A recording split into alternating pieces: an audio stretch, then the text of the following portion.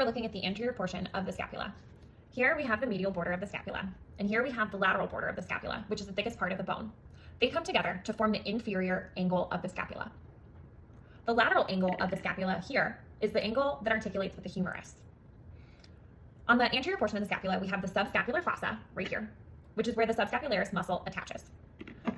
On the superior portion of the scapula, we have the supraspinatus fossa, where the supraspinatus muscle attaches. On the posterior portion of the scapula, we have the infraspinatus fossa, which is where the infraspinatus muscle attaches.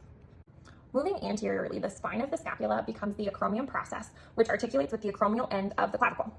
Here, we have the coracoid process, and then on this lateral surface, we have the glenoid cavity, which is where the head of the humerus attaches at the glenohumeral joint.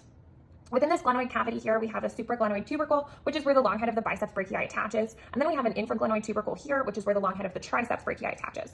Within the glenoid cavity, we also have a spinoglenoid notch, which contains a foramen for the suprascapular nerve to pass through. The clavicle is an S-shaped bone with a lateral acromial end and a medial sternal end.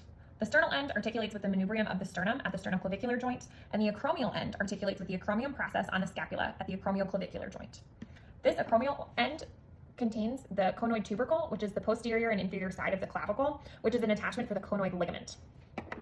On the middle portion of the clavicle, we have these groove for the subclavian vessels. So this is where the subclavian artery and vein pass through. On the proximal anterior portion of the humerus, we have the head of the humerus here, which articulates with the glenoid cavity of the scapula. We then on the medial side have the lesser tubercle, and on the lateral side, the greater tubercle, and they are separated by the intertubercular sulcus, also known as the bicipital groove.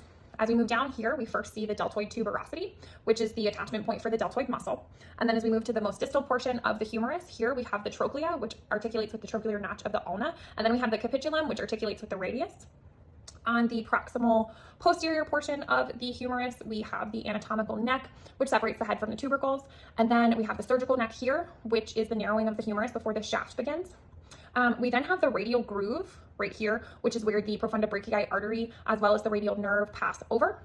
And then on the most distal portion of the posterior humerus, we have the olecranon fossa, which is where the olecranon process of the ulna rests when the elbow is extended. And then we have the medial epicondyle here and the lateral epicondyle here.